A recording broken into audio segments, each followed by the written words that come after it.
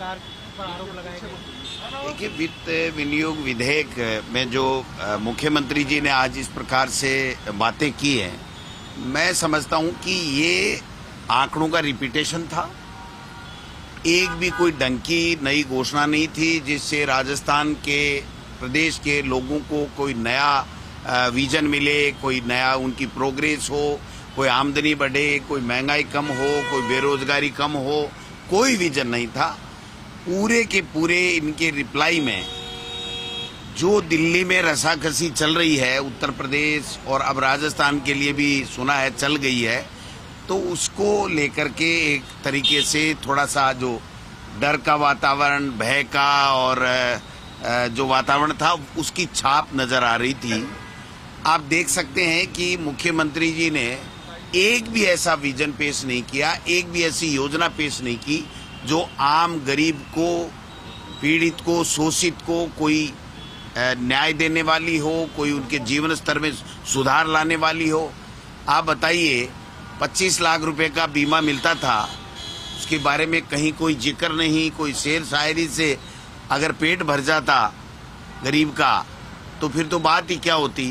तो आज का जो रिप्लाई था मुख्यमंत्री जी का, वो जो दिल्ली की रसाकसी चल रही है उससे परेशान दिखे मुख्यमंत्री जी। और ये कब बादल छटेंगे, जो आपस की रसाकसी और अदला बदली का जो वातावरण चल रहा है उससे, उसके बाद में कोई बात होगी। दिल्ली का केंद्र का बजट आने के बाद में और उसके बाद में अगर मुख्यमंत्री जी की रिप्लाई हो और उसमें 1 रुपया किसी योजना के लिए मिले नहीं, कोई नई योजना शुरुआत हो नहीं, गांव का, गरीब का, पीड़ित का, शोषित का, रोजगार का, महंगाई कम करने का किसी तरह का कोई विजन, कोई बात, कोई योजना दिखे नहीं, इससे ज्यादा क्या हो सकता है।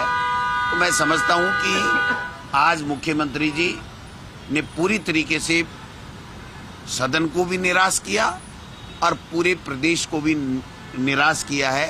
कोई नई चीज ये नहीं दे पाए हैं, ये मैं कहना चाहता हूँ। ईआरसीपी और यमुना जल समझौते की बात सदन में कहाँ है? तो वो ईआरसीपी और यमुना जल समझौता, अगर केंद्र में या राज्य में 1 रुपया का नया बजट उन्होंने ईआरसीपी पीकेसी के लिए दिया हो तो आप बता दो। जो हमने दिया था वही वापस रिपीटेशन, वित्तीय स्वीकृति जारी हो गई थी, टेंडर हो गए थे, उसका रिपीटेशन इन्होंने किया था। और यमुना जल समझौते के लिए तो आप देखिए, राजस्थान के हितों के साथ हरियाणा के चुनाव को मद्देनजर रखते हुए इन्होंने जो समझौता किया है वो राजस्थान के हितों को हरियाणा के गिरवी रख दिया है। और फिर यहाँ वाई लूट रहे हैं, खुद की पीठ खुद ही थपथपा रहे हैं कि हमने ये कर दिया, वो कर दिया।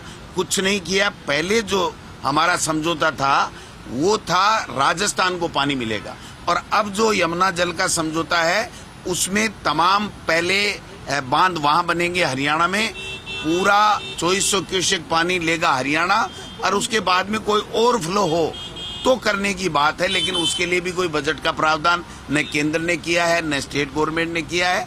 तो ये केवल हवाई बातें हैं, इसके अलावा कुछ भी नहीं है।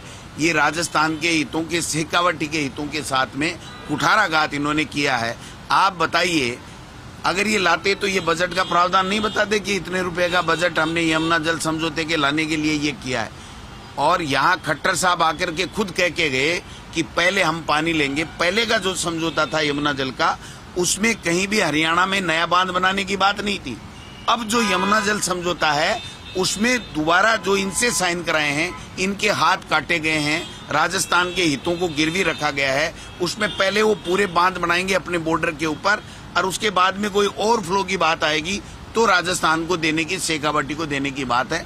तो ये तो हमारे लिए तो एक तरीके से उल्टा समझौता करके हरियाणा में चुनाव पार्टी कैसे जीते, केंद्र की दखल से, उनके कहने से ये साइन करके आए, इसीलिए उस एमओयू को दिखा नहीं पाए। ये तो पर्ची आती है दिल्ली से कि अग्निवीर के बारे में ये बोलना है, इसमें करना है। हर बीजेपी के शासित राज्य के अंदर दिल्ली से पर्ची आई है कि ये आपको घोषणा करनी है। इनके हाथ में क्या है, ये कैसे नहीं घोषणा करते? देश के प्रधानमंत्री जी ने जब कह दिया कि ये घोषणा करनी है तो ये कर रहे हैं, इनको खुद को पता ही नहीं है। तो हमारा तो ये कहना है कि ये जो अग्निपथ योजना, अग्निवीर बनाने की जो बात कर रहे हैं, ये किसान के बेटों के साथ में उनके हितों पे कुठाराघात है, उसको खत्म करना चाहिए और स्थायी भर्ती हमारी नौकरी में हमारे नौजवानों की होनी चाहिए। 45,000 भर्तियां दे चुके हैं, मतलब 45,000 भर्तियां निकाल चुके हैं। कहाँ दे चुके हो? पढ़ने में अटक रहे थे। डोटासरा जी, खिलाड़ी लाल देरवाल जो 4.5 महीने पहले बीजेपी में गए थे कांग्रेस छोड़कर, वो उन्होंने इस्तीफा दे दिया है बीजेपी। अब पता नहीं, वो जाने, हमारा तो कोई वास्ता है नहीं, वो कब गए कब आए कहाँ जाएंगे, वो तो उनकी मर्जी की बात। राजस्थान के शिक्षा विभाग ने फैसला किया 28 मई को सावरकर दिवस मनाया जाएगा। 370 दिवस उसके बारे में स्वर्ण मुकुट दिवस मनाया जाएगा। दिलावर जी को इसीलिए 1 मिनट, 28 मई को शायद स्कूलों की छुट्टी हो जाती है, मनाएगा कहाँ, कौन, कैसे और क्या सावरकर दिवस मनाना जरूरी है? ये क्या है सावरकर? क्यों मनाएंगे? किस लिए मनाएंगे? इसीलिए तो मैं कह रहा हूं ना कि आरएसएस की विचारधारा पहले बच्चों में थोपो और अब तो कर्मचारियों को भी उनके आरएसएस के कार्यक्रमों में जाने के लिए ये छूट दे रहे हैं। तो ये पूरा का पूरा वातावरण आरएसएस में बनाना चाहते हैं क्या?